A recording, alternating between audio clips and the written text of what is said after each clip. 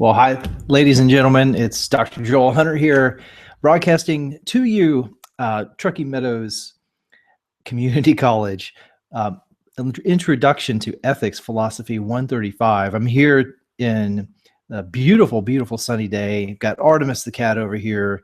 She's doing her thing, which is nothing at all.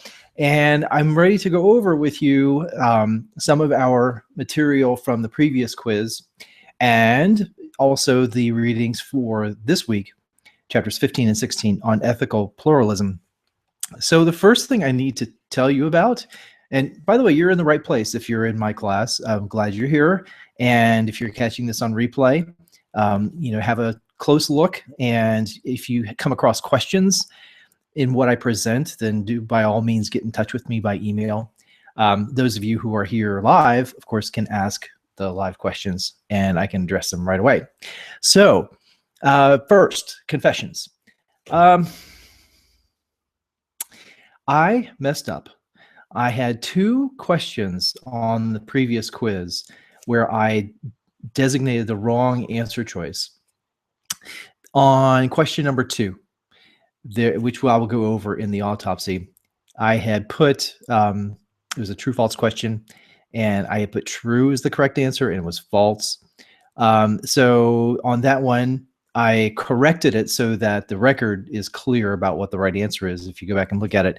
But most importantly, I just basically gave everybody credit for that one. It doesn't matter what you answered. Excuse me. So that one was on me. So you got a freebie there. And then also question 17. So on that one, there was a multiple answer. Actually, it was supposed to be a multiple choice question, but I made it a multiple answer question. And so that was confusing. Corrected that as well. Again, everybody got credit for it. So 2 questions on the last quiz were freebies. And I'll try not to make that kind of mistake again. Every now and then, I do slip. So anyway, just wanted to give you a little announcement about that.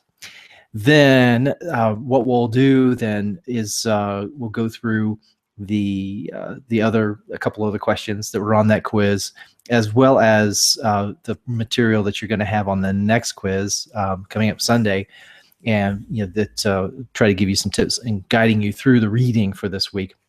Okay, so what I want to do is probably just go right on over into the slides.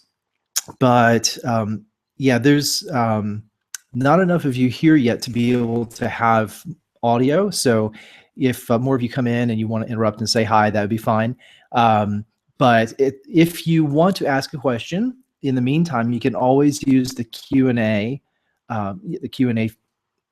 app to do that, which is there on the sidebar. So do feel free to use that. Excuse me, to put in your question in the queue. And then when I come back out of the slides, which I'll do a couple times, I can check and see if there's a question to answer. All right, so let's get started then. And without further ado, we'll screen share. Here we go. And all right. Well, you are about a third of the way through the class now, and we are into week 6. What we're going to do today is, as I mentioned before, is we're going to take a quick look at quiz 5. There wasn't too much to go over. Once I corrected the questions that were that I had gotten wrong, the average on the quiz shot up to like 85%, so it was really high. Before that, I think if I had just done it correctly, it probably would have been around 80%, which is still very, very good. So the overall performance for the class is still solid. And so that's great. And, it's 80%. Why not shoot for, 85, 90%? I think you all can do it. You've come a long way since the first week, and I think you're starting to get the hang of this. Of course, you're going to get the hang of going through the Fundamentals of Ethics book, and then we're going to shift gears entirely and go over to the Ethical Life book, which is going to be a different kind of reading. But I'll warn you about that, as well as give you some heads up on your final writing assignment, the analytical essay. I don't want to distract you with anything that's coming at the very end of the course just yet. It becomes relevant once we get into the second book. So I'm just going to wait until we get there, and then I'll have that assignment ready for you, and we'll certainly go over it in one of these sessions. Okay, so let's then we're going to do a couple questions here from quiz 5, and then quiz 6. We have some material to go over in the new theory, or actually it's a family of theories. It's not a specific theory. It's called ethical pluralism. And then, of course, time for Q&A. All right, here it is. And actually, I need to change my picture because the performance has increased so well that having this sort of desolate landscape, this where some wildfire has taken place, just doesn't fit actually the results. So anyway, but it's still an autopsy, right? It's over and done. It's dead. So let's have a look. Question 2. Now this was the one, or one of the ones I should say, that I messed up on. So the correct answer is false.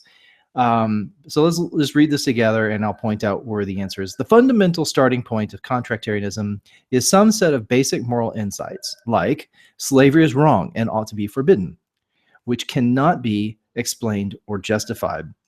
So there, the correct answer is false, because what contractarianism seeks to do is ground the fundamental moral rule in social phenomenon. So it doesn't seek to give that kind of answer as the other ethical theories have that we had looked at up to that point. So on page 195, you have them. Is this correct? I don't think this is correct. Should that be 193? No, sorry, 194. Oops. So scratch that 195. It should be 194. At the bottom of 194, your author says, starting with the assumptions that no, see, I got that wrong. My apologies. Boy, I knew I should have put a flag here. Stand by. Is it 190? I thought it was 193 to begin with. Yeah. Okay. So 193. Yes, 190. Well, 192. 192, he sets up the question. So he says, can we justify our basic assumptions and defend the practice of rejecting any moral theory that doesn't agree with them? So in other words, if there is a moral theory that says slavery is okay in some cases and should not be forbidden, then it seems like a good moral theory will just reject that outright. But if you do that, you've got to have some justification for it. So it may be a basic assumption we hold, but is there any justification for it? Can we give a reason for why that basic assumption should be held? Okay, so just reading on there from 192, defenders of this approach claim that there's no other alternative. We have to start moral thinking from somewhere. Why not with those basic assumptions that almost everyone accepts, those that help support most of our other ethical claims? We can't prove that these assumptions are true, but that doesn't make them illegitimate. Why not? Because the fundamental starting points in every area of our thinking are beyond proof. Right? So this is the idea that in philosophers sometimes say all explanations come to an end. You have to recognize when the explanation has come to an end, that there's no further explanation that can be given. Okay, so that is the position then that social contract theory recognizes, that it does not say that that our basic moral insights cannot be explained or justified. In fact, it says here's a rule to show you how to explain or justify them. That's the idea behind proceduralism. Okay, so anyway, the answer is false. I don't know why I put page 195. I don't think that's right, because that's the discussion of the prisoner's dilemma. That's where that starts. Okay, anywho, let's go on. Question 8. Contractarianism holds that the most important duties are self-regarding duties. duties that apply to oneself. Now, this one kind of surprised me, that only 60% of you got it correct. So contractarianism, as I mentioned just a couple minutes ago, is the view that there is no such thing as moral duties or moral right and wrong without more than one person. Okay, so if you remember, there was this discussion of that morality is a social phenomenon. Okay, so there's no, if you're on a desert island, there's no such thing as right or wrong, according to contractarianism. Okay, so on page 199, you have a discussion of that. So he says explicit. This is one of those explicit questions that that you would be able to get directly from the book. It says, this explains why we have no self-regarding moral duties that apply only to oneself. Okay, so contractarianism then denies that, right? No self-regarding duties. Okay, that's, by the way, unlike Kant, for example, for whom integrity is very, very important. Okay, according to contractarianism, this is question 15. Laws enacted by a legitimately empowered state are morally justified. How or when? Okay, so this was, again, kind of surprising that 8 of you, or 40% of you, went for either when the majority assists and support the laws, or as long as the state has the power to enforce them. Now, D, answer choice D, I can understand that one because there is a line in the text that would suggest that that is a justification, but that only has to do with punishment, about the legitimacy of punishment, punishing crimes, for example, and that's discussed on 202. But on page 204, this is where you have the explicit statement of answer choice C, which is the correct answer. So I'll just read that paragraph. It's the very first full paragraph on page 204. Laws are morally justified when they mirror the rules that free and equal people would accept. Ta-da! So that is the correct answer. Page 204, answer choice C. Question 17. Okay, this is the one that I made a multiple answer question instead of just a multiple choice. Most of you got the correct answer, which was contractarianism. So 90% of you got it right anyway. And because I had made a mistake on the way I'd set up the problem, I just went ahead and gave you all credit for that one. Okay, so free rider problem is a challenge for, of course, contractarianism. Alrighty then. So we are going to get into the quiz 6 prep, but before I do that, let me pop back out into our broadcast and see if anyone has questions on the what I did so far on the autopsy or anything coming up. So, okay, I see one of you, which I'm assuming is Shiloh, because you said that you're probably going to show up this morning, but I don't know for sure if that's you. And okay, so I don't have anything in my queue, in the Q&A queue. So let me pop back out and we'll go then to the quiz 6 and we'll talk about that. All right, quiz 6 is coming up.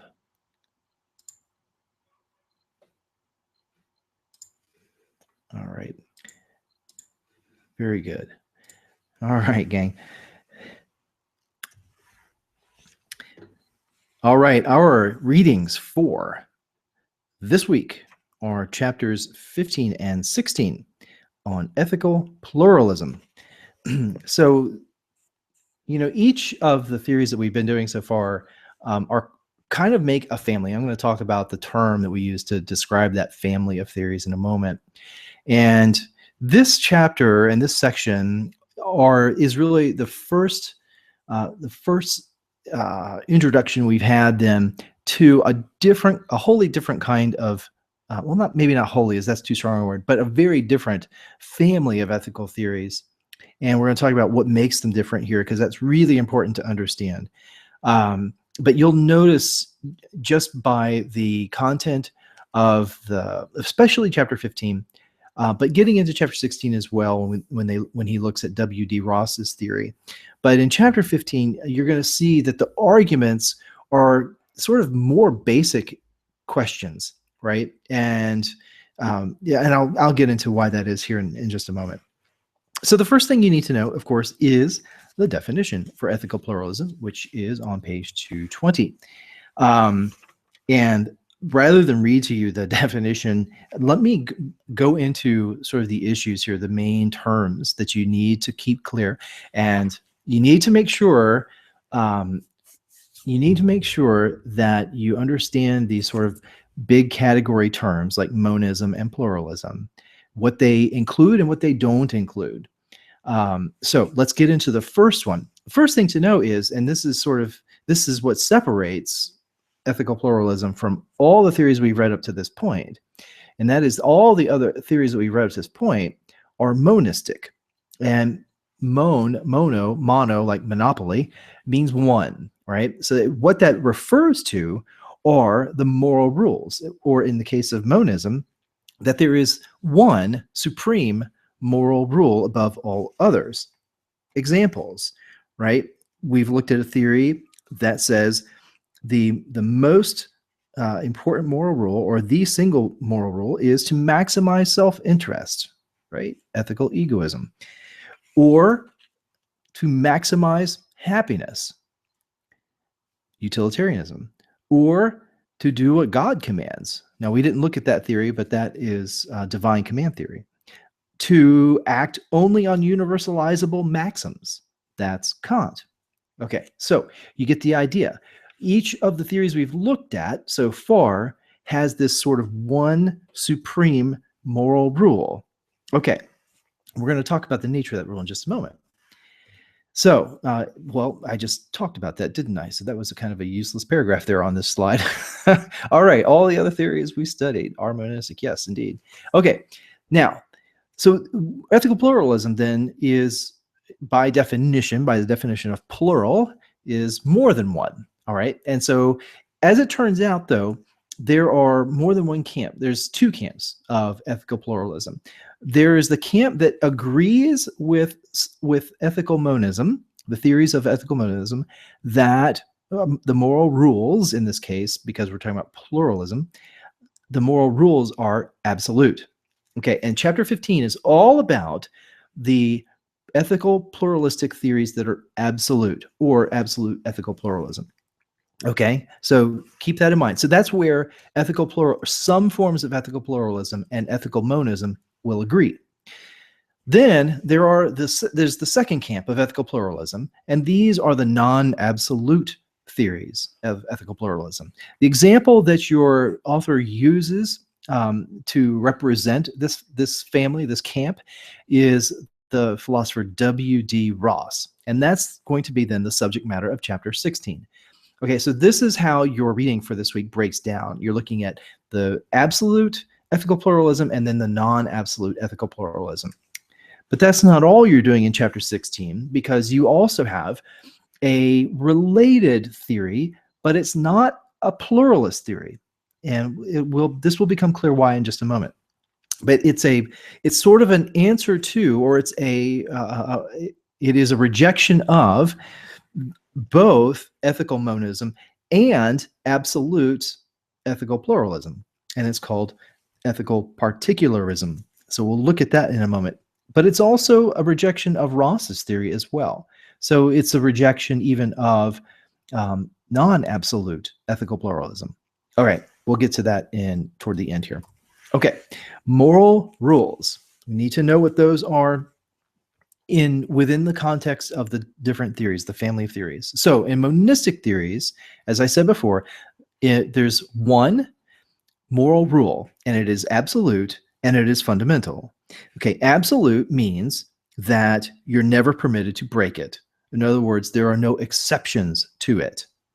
So if you break it, it's not that you logically it's not that you logically or physically can't break it. It's not like the law of gravity, right? It's an absolute moral rule in the sense that if you do break it, then you have done wrong. then there's no exception to the doing wrong if you break an absolute moral rule. Okay, so that's feature number one. Feature number two is that the moral rule is fundamental.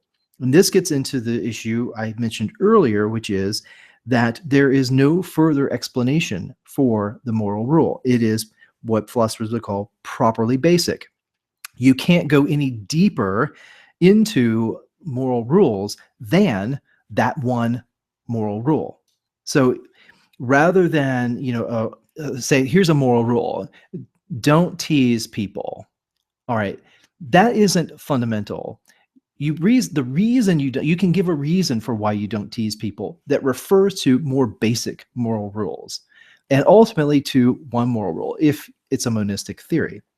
Okay, so think about what that would be. What would be the reason that you don't tease somebody, right? And if you're, say, a Kantian, then you would say, well, because that is it is disrespectful, and we ought always to respect our fellow human being a rational agent that they are, and therefore of infinite value.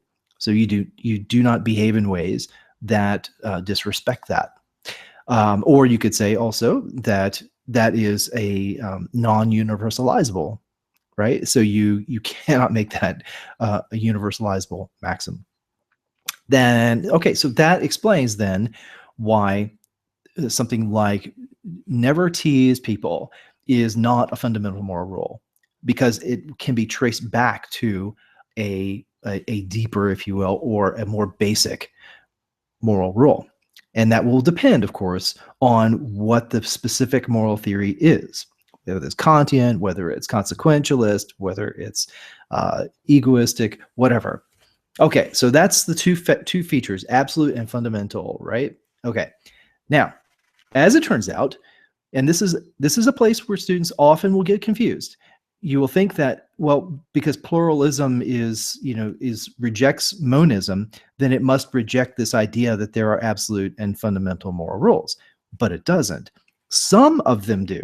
Okay, some pluralistic theories hold that there are a plurality, that is at least two, rather than just one, absolute and fundamental moral rules. Okay? So that's, as I said before, this is what you're going to be looking at in chapter 15. Okay, so that's an important thing to realize, is that there are some pluralistic theories that are very much like monistic theories. The main difference is how many how many absolute fundamental moral rules are there. Monistic theories, by their very name, tell you there's one. Pluralistic theories, by its very name, tell you there's more than one, at least two. Okay, so sorry to sort of beat that into the ground, but it is so important, as I said at the very beginning, not to miss where the theories that we've read up to this point would agree with where pluralism would agree up to a point with the theories that we've read up to this point, and where they part company with the monistic theories. Okay. So in chapter 15 itself, the topics that you'll want to pay close attention to are, first of all, the argument from disaster prevention. This is on page 222, 223. Now, this argument, as your author explains, and this is a really good section. This is the idea here, the common example of this would be the ticking time bomb terrorist. And so there are arguments for why it might be permissible to do very immoral things like torture to an individual who has knowledge of a ticking time bomb. Okay, and so the idea is that you want to save thousands of lives, and the moral cost is, to torture one individual.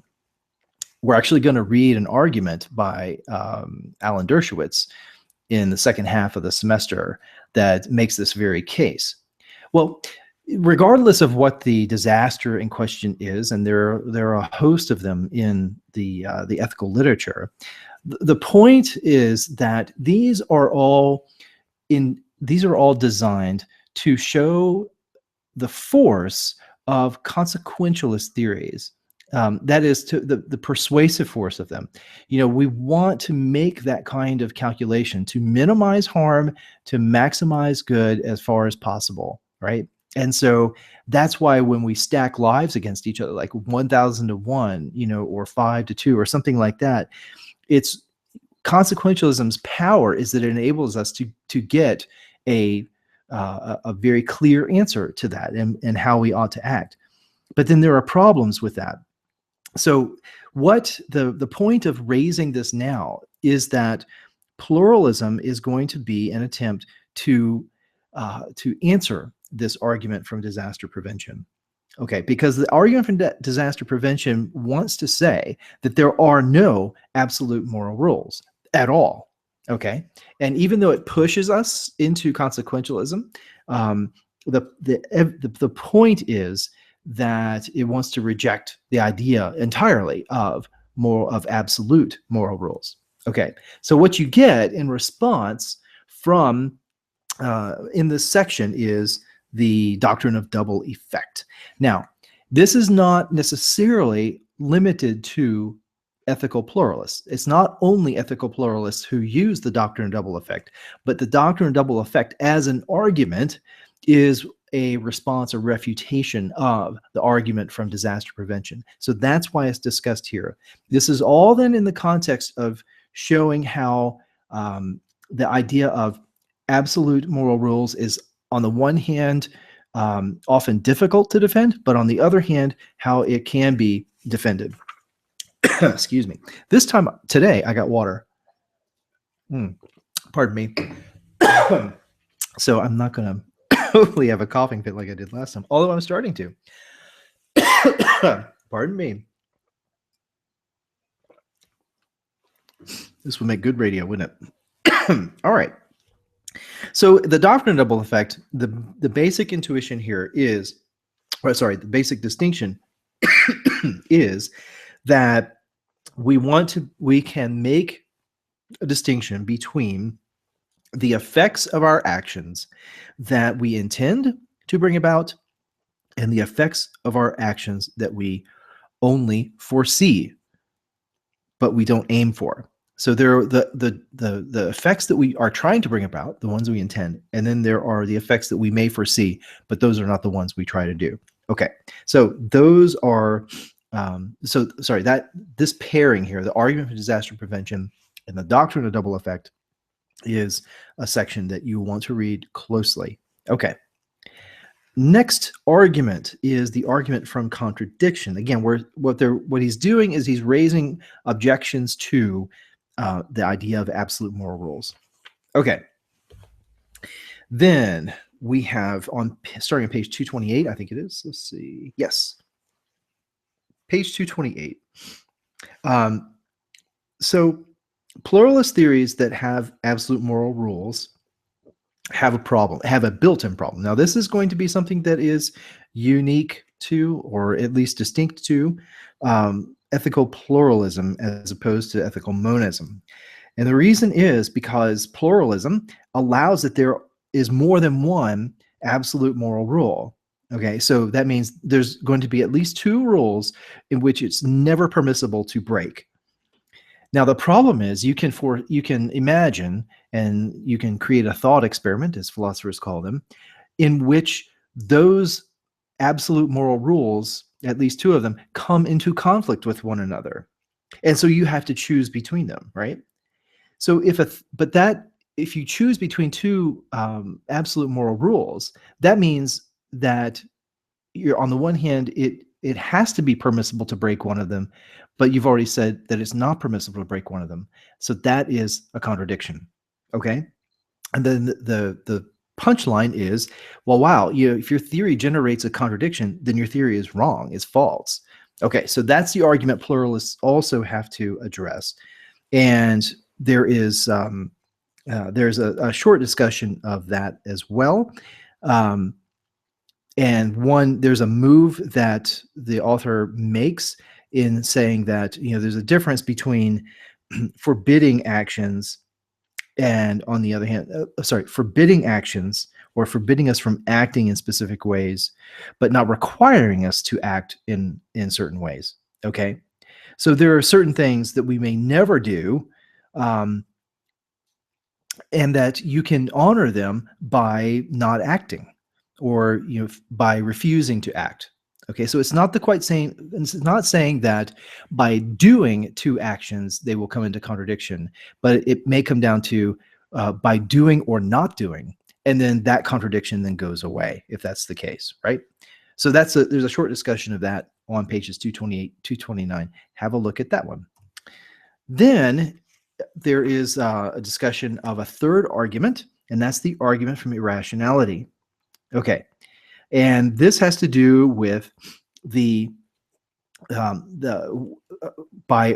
when we set out to obey a rule, that sometimes it seems in obeying the rule that we can interfere with or frustrate the whole purpose of the rule.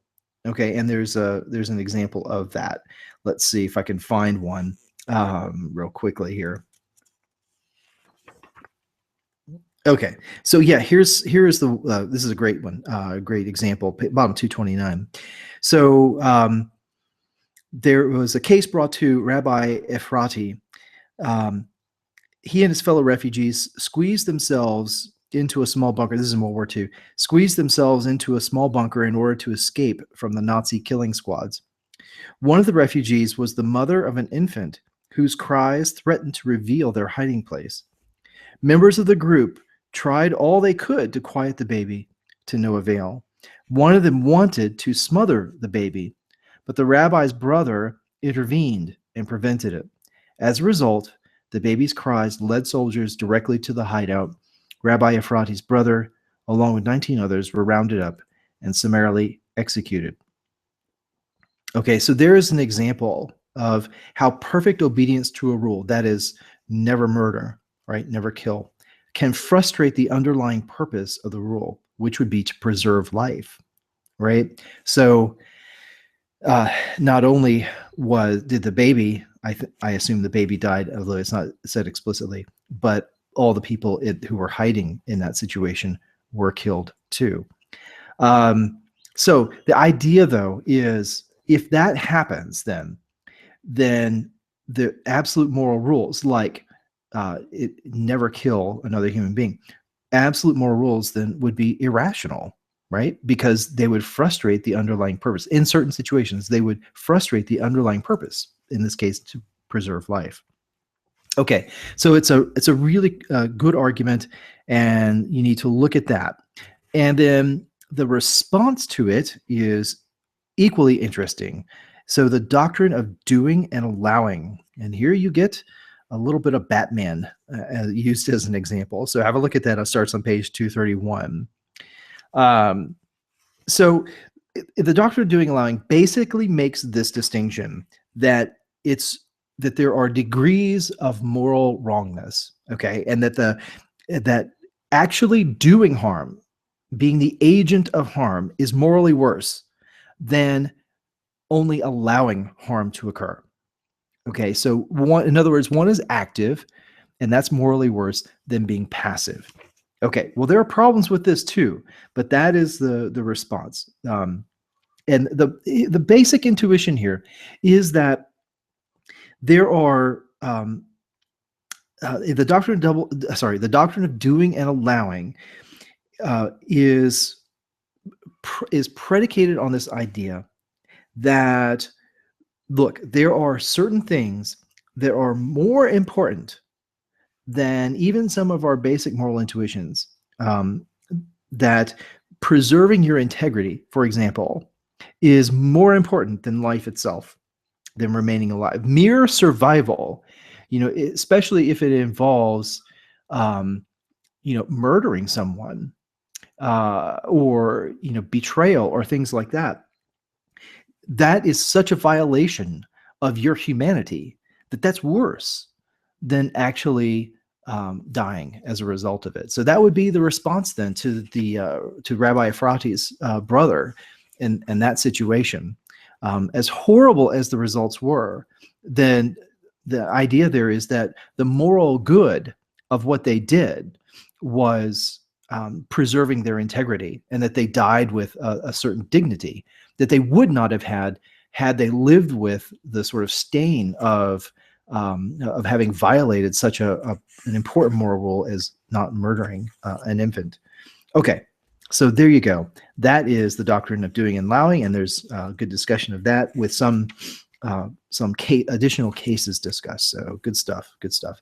All right, that is it. And so anyway, let me just back up one more time and just point out the arrows there. So the doctrine of double effect is intended to answer the argument from disaster prevention, and the doctrine of doing and allowing answers the argument from irrationality. So it shows why that it is not the case that perfect obedience to an absolute moral rule results in irrationality, or that the rules are irrational as a result of that. Okay, so there you go. Number next is chapter 16. Now we're going to move over into the non-absolute ethical pluralist position, and that is the theory of W.D. Ross. And his the main term that you need to understand in this section is the idea of prima facie duties. So you need to know what a prima facie duty is, and that's right there at the very beginning on page 237. Okay, it is a prima facie duty is a non-absolute moral rule. Okay, and it is the definition is it's an excellent, non-absolute, permanent reason to do or refrain from doing something, like to keep your word, to be grateful, to avoid hurting others, and things like that. Then the key point, though, is it's non-absolute. Okay, so that means it is in some cases permissible, morally permissible, to override that duty. Okay, and that's where, of course, the rubber hits the road. It's the difficult part of the theory. Okay, now in the discussion of Ross's view, there are 5 advantages, and these are discussed briefly on pages 239 through 241. So do have a look there at those. Important, I would say the most important ones would be the advantage of dealing with moral conflict. So remember that argument from irrationality just a little while ago? The argument from contradiction from the couple slides ago. So dealing with moral conflict is one of the advantages of Ross's theory. And then the idea of moral regret is also an advantage. And this is something that's important to remember. Is, this moral theory is not a winner takes all thing. So if you have to sacrifice an important prima facie moral duty, that is, it is an excellent, non-absolute, permanent reason to do or refrain from doing something. Remember that. So, but if you have to violate one of those, if you have to break one in some exceptional circumstance, that doesn't mean that it's cost-free. It means that there are real costs involved with that. And one of the bits of evidence that it does involve moral cost is the phenomenon of moral regret, that sometimes having to break a prima facie duty, if that causes regret in you, then that is very good evidence that there was some moral cost in what you did, and that it wasn't, that it is of some consequence. Okay, so that is, that's a good test for actually knowing what your prima facie duties are, which would be things like, knowing that, say, keeping my word. If I fail to keep my word to someone, I am going to feel regret for that. That's a good clue that might be a prima facie moral duty. Okay, go through other candidates there. If you have, something like, I don't know, just preventing harm to others. If you could intervene, it's kind of a Good Samaritan situation. You could intervene and prevent harm to somebody. You could help them out, and it was in your power to do it. Then if you fail to do it, then what would you feel regret? Well, if you do, then that's pretty good evidence that that's a prima facie duty. Okay, so there you get the idea. So moral conflict, solving moral conflict, and then the phenomenon of moral regret and its importance for understanding our prima facie moral duties. That is at least 2 of the 5 advantages that your author discusses. Okay, so there are problems, of course, as there are with all moral theories. And the 2 problems I'm just highlighting, these are not described as the problems themselves, but this is what the problems boil down to. And they have to do with knowledge. How do we know what the rules are, what the prima facie moral duties are? Right, and where does that moral knowledge come from? Okay, and so I did not put this term on your slide here, but there's an important term. Ross believed that we know the moral rules because they're self-evident. Okay, so you need to understand what a self-evident claim is, and those are discussed on page 243. Self-evident means that it's obvious, and that's sort of built into the idea of prima facie. Okay, so self-evident is a claim that is in the first case true, and second, adequately understanding the claim is enough to make you justified in believing it. Okay, so conceptual truths. Remember conceptual truths from our very first readings. Conceptual truths are typical examples given of a self-evident claim. Okay, so that's what Ross wants to say. Ross wants to say our prima facie moral duties are like claims that all bachelors are unmarried. Okay, where you don't have to know a specific moral. You don't have to have any empirical data about what a bachelor is. You simply have to understand the concept of being unmarried, and that bachelor refers to male and so on. Okay, so that is one of the answers that Ross gives for knowing what the rules are, that they are simply self-evident. And of course, there are problems with that. Then the other basic problem is that, well, look, we have these prima facie duties. They are non-absolute, but they're excellent reasons for doing something, and they are permanent reasons for doing something. But how do I decide, between them if I'm in a situation where I have to decide between them, and have to, that there's some action that's going to cost me something morally because I have to decide between more than one prima facie duty? How do I rank these? And Ross didn't think you could rank them.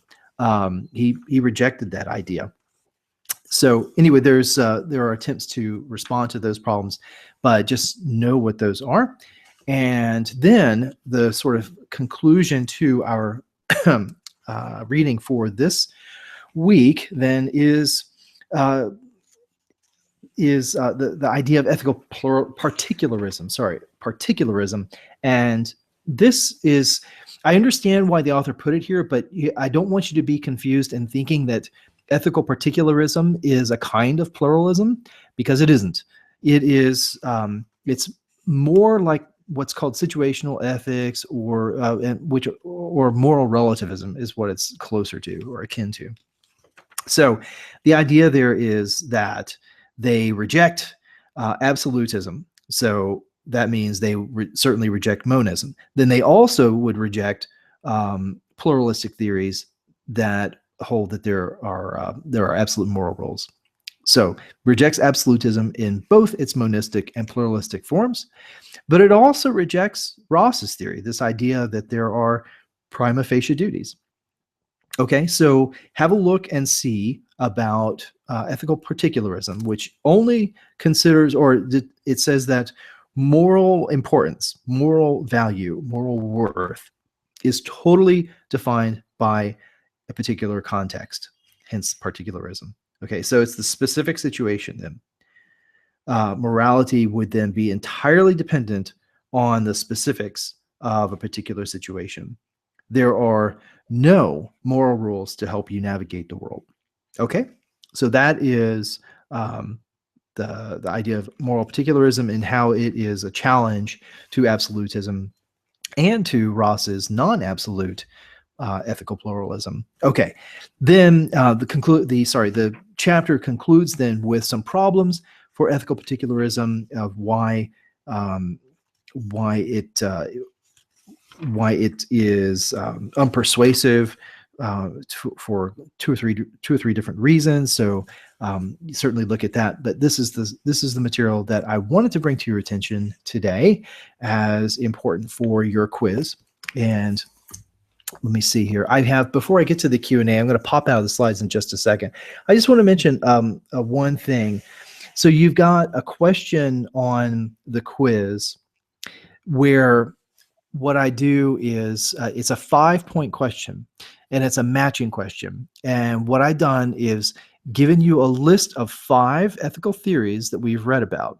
Okay, so ethical egoism, consequentialism, Kantian, contractarianism, and did I put ethical pluralism? Oh, and natural law.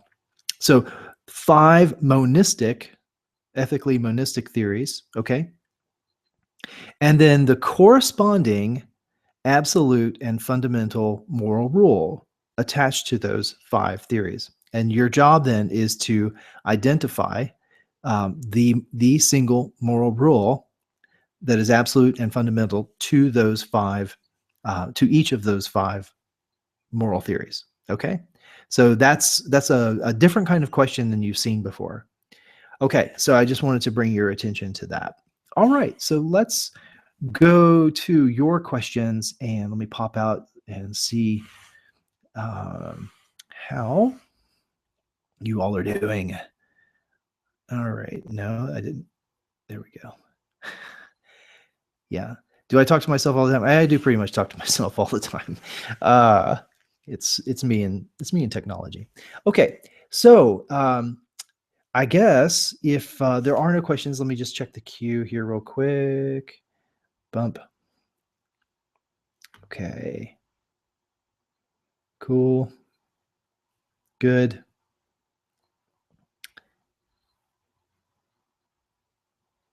All right. So looking in the queue for questions, and I don't see any questions. So that's absolutely fine. If you do come up with questions after watching this on the replay, or stuff occurs to you later, give me a shout by email. It's the easiest way always. Otherwise, I'll be seeing you sometime next week, and good luck on this quiz, and I'll see you later.